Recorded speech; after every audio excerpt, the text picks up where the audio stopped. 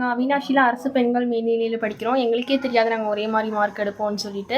Subjects வாரியாக பார்த்தோம்னா வேறு மார்க் தான் எடுத்திருக்கோம். நான் வந்து டோட்டலில் மட்டும் ஒன்றா வந்துருச்சு. அது எங்களுக்கே எப்படின்னு தெரியல. இதுக்கெல்லாம் காரணம் எங்கள் அம்மா, பேரண்ட்ஸ், அப்புறம் டீச்சர்ஸ் தான். இவங்கெல்லாம் எங்களுக்கு ரொம்ப சப்போர்ட் பண்ணாங்க, மோட்டிவேட் பண்ணாங்க.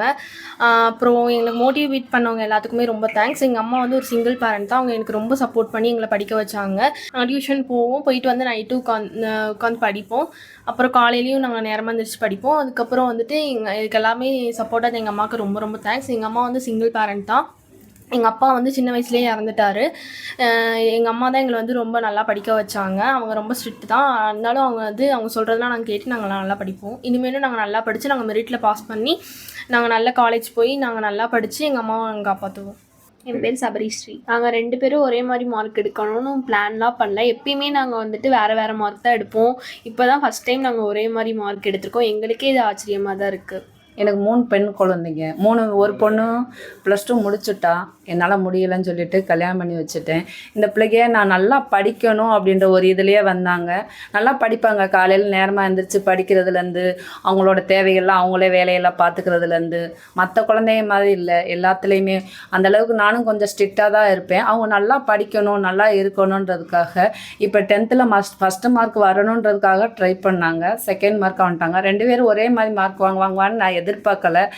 எந்த பிள்ளைய திட்டுறது, எந்த பிள்ளைய நிறையா பார்க்குறது, குறையா பார்க்குறதுன்னு தெரியல. ஆனால் 2 பேரும் ஒரே மார்க் வாங்கியிருக்காங்க. சந்தோஷமாக இருக்குது. இதே மாதிரி நாளைக்கு +2ல் போய் நல்ல மார்க் வாங்கி அவங்க ஒரு மெரிட்டில் நல்ல ஒரு ஸ்காலர்ஷிப் கிடச்சி நல்லபடியாக படிக்கணும் அப்படின்றத நான் எதிர்பார்க்குறேன். ஏன்னா நான் கூலி வேலை தான் செய்கிறேன். எனக்கு ஹஸ்பண்ட் இல்லை. அவர் இறந்து 9 வருஷம் ஆகுது. இப்போ வந்து நான் ஒவ்வொன்றா என் பிள்ளைகளை கரை சேர்க்கறதுக்கு நான் என்ன கஷ்டப்படுவேன் அப்படின்றது பேசிக்காகவே தெரியும். இப்போ வந்து ஒவ்வொருத்தவங்களுக்கும் அவங்களோட எஃபர்ட்டில் தான் இந்த மார்க் வாங்கினாங்க. அதுக்கு உண்டான ஒரு படியாக தான் நான் இருக்கேனே தவிர மற்றபடி எல்லாமே அவங்களோட முயற்சி தான்.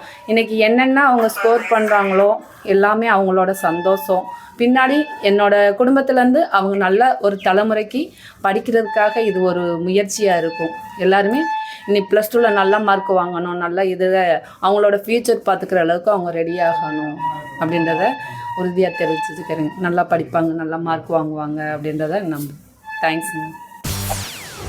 செய்திகளை உடனுக்குடன் தெரிந்து கொள்ள உடனே சப்ஸ்கிரைப் பண்ணுங்க.